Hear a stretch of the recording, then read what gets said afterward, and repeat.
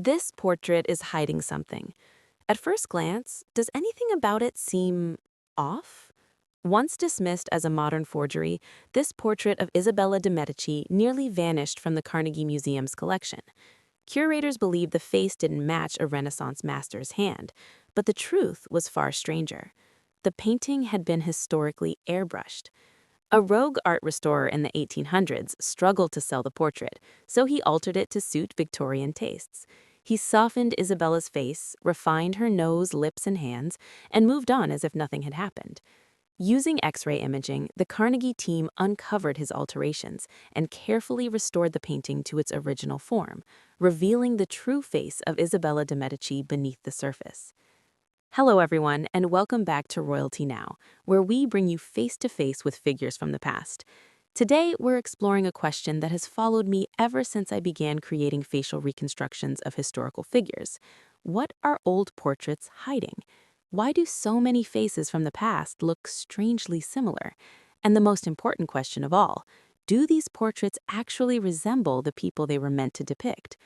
Because these old portraits are most definitely glossing over the truth. So let's uncover what they're hiding. To illustrate this, I thought it would be fun to place myself into portraits from three different eras: the English Tudor period, the late 1600s early modern era, and 18th century French portraiture, and see how the beauty standards of each time would reshape my own face. Portraiture has changed dramatically throughout history. In ancient Egypt, rulers were depicted through stylized, almost geometric forms. Ancient Greece moved toward naturalism, but still idealized beauty and physical perfection. Then ancient Rome embraced realism, portraying people with all the imperfections that made them truly unique. But with the fall of the Roman Empire, like so many artistic innovations, portraiture largely disappeared during the Middle Ages. When individuals were depicted, the images were typically commissioned by the church and designed to be symbolic and religious rather than realistic. As a result, portrait art stagnated for centuries. It wasn't until the early 1400s that portraiture re-emerged as an art form, primarily in the Netherlands and Germany. Jan van Eyck's Arnolfini portrait was revolutionary, combining symbolic elements with remarkably realistic depictions, even including a reflection in a mirror behind the subjects. Albrecht Dürer's self-portrait shattered convention as well. He painted himself staring directly at the viewer, creating an intimate yet unsettling connection that echoed religious imagery of medieval art while pushing boldly into something new. European monarchs quickly took notice. Soon, anyone of importance employed a German or Netherlandish court painter. But these portraits weren't just personal keepsakes. They were instruments of power, beauty, and control. When looking at historical portraits, there are a few questions you can ask to decode what they're really telling us. First, what symbols did the artist include to convey the subject's role? How do we distinguish a lady-in-waiting from a queen? The richness of her clothing, the objects she holds, and even the size of the painting itself all offer clues. Second, where was the portrait meant to hang and who was it for? A private portrait, like one hung in a spouse's study, often feels more intimate than an official state portrait meant for public display. Public images always carry a different energy. Third, what were the artist's personal motivations? Take Francisco Goya, court painter to the Spanish royal family during the turbulent late 18th century. Many historians believe his unflattering depictions of the royals were intentional, subtle critiques of their incompetence. Sometimes the artist's intentions clashed with those of their subjects.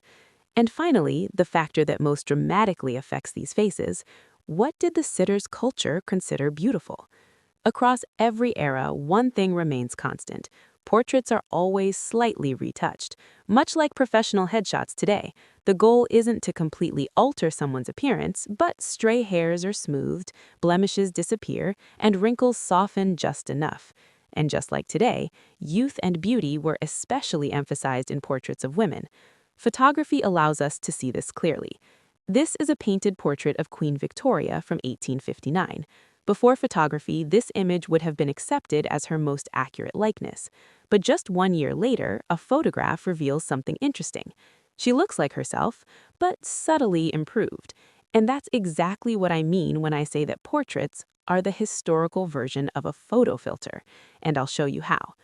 I inserted myself into portraits from 3 different eras to see exactly how each era would have filtered me. Let's start with the Tudor era. Tudor beauty was rooted in piety. The Tudors believed that inner virtue was reflected through outer appearance, so their portraits still retained strong religious undertones from earlier centuries. Women were often painted looking away from the viewer, conveying modesty, humility, and moral restraint. Across every era I researched, noble women were expected to have one defining trait: a pale complexion. Paleness signified wealth, proof that a woman did not labor outdoors. A ghostly complexion suggested that her only responsibility was beauty itself, unlike common women who worked under the sun. The Tudors took this ideal to an extreme. Their portraits are almost colorless, lacking depth and warmth. Ideally, a woman would have light hair and eyes to enhance this effect even further.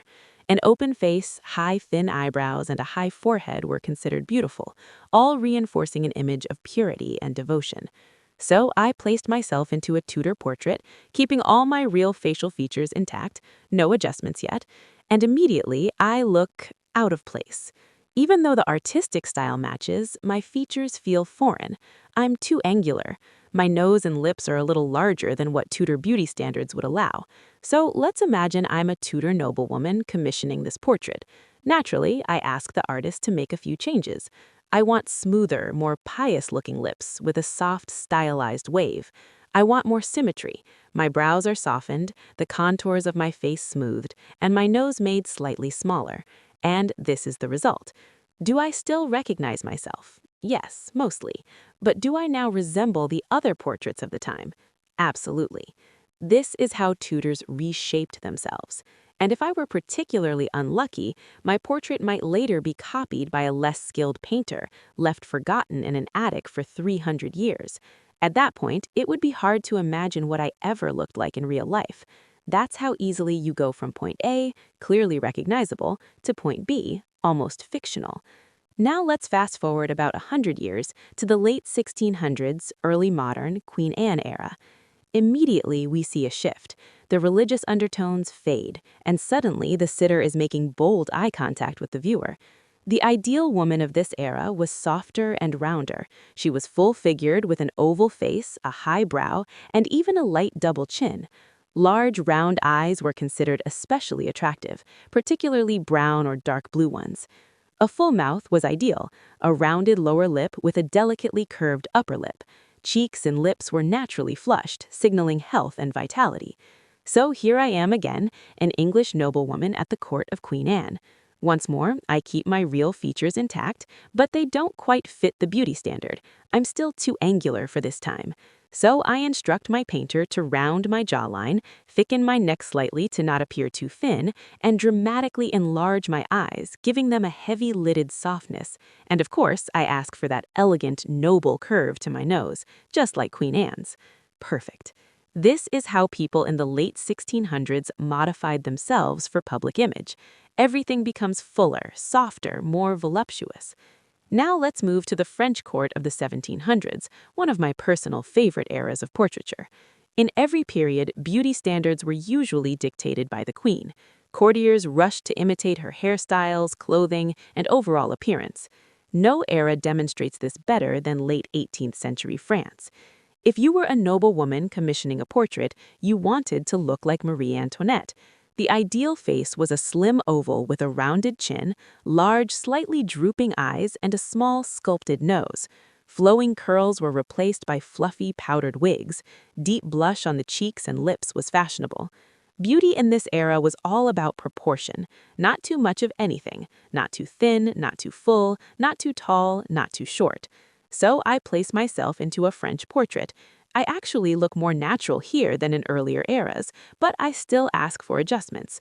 Much larger eyes, a slimmer oval face inspired by Marie Antoinette, more sculpted lips and nose, and a slightly reduced forehead for better balance.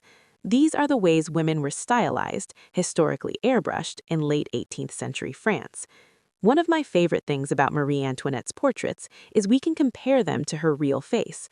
Her death mask, taken immediately after her execution, reveals the truth beneath the image. Her nose isn't as chiseled, her eyes aren't as large, her lips aren't as stylized, and her face is rounder than the soft oval seen in her portraits. Even she didn't live up to the standards her portraits set. Ultimately, we'll never have photography of what our favorite historical figures truly looked like. But as I recreate faces on this channel, I always look through this lens: how people of the past edited their own image. Thank you so much for watching, and I'll see you in the next video.